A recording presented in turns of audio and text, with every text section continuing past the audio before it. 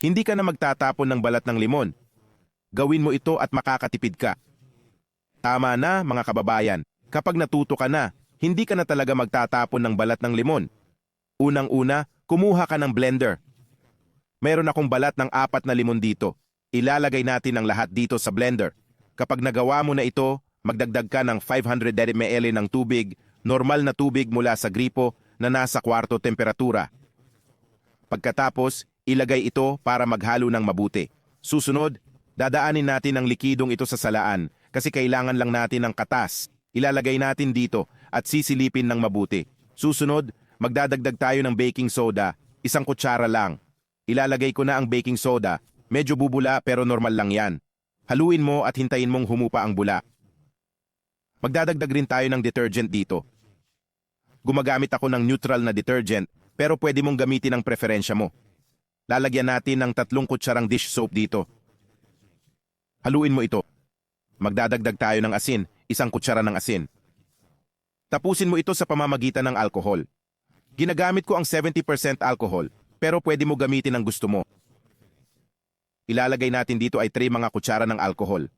Pagkatapos ay mahaluing mabuti. Eto na kaibigan, ready na ang mix natin. Para madali ang application, pwede mo ilipat ito sa container na to. Gagamit ako ng detergent pero pwede mo gamitin ang gusto mo. Ililipat natin ang bawat halo dito. Saraduhan mo na at handa na ito. Ano ba kaibigan ang ginawa lang natin?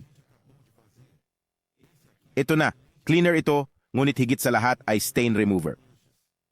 Tumpak yan. Gagamitin mo ito saan man sa bahay mo na may mancha. Halimbawa, pwede mo ito gamitin sa toilet bowl mo. Kung may dumi sa toilet mo, maliligtas ka ng produktong ito. Maaari mo ring gamitin ito sa iyong sahig, kalawang mancha, dumi lahat. Ang produktong ito ay aalisin ang mga bahid. Gamitin mo ito sa iyong kalan. Kung super marumi, microwave, refrigerator, linisin mo pati ang bato sa kusina, marmol at quartz. Produkto ito na dekalidad. Pwede itong gamitin para sa mabigat na kalinisan. Lahat ng mga sangkap ay mahusay na cleaners, mancha removers, at degreasers. Yun na nga, sana nag-enjoy kayo. Kung hanggang dito ka na, paki-comment lang. Gagawin ko na ito sa aking bahay. Sa paraang iyon, malalaman ko kung sino ang nanood ng buong video.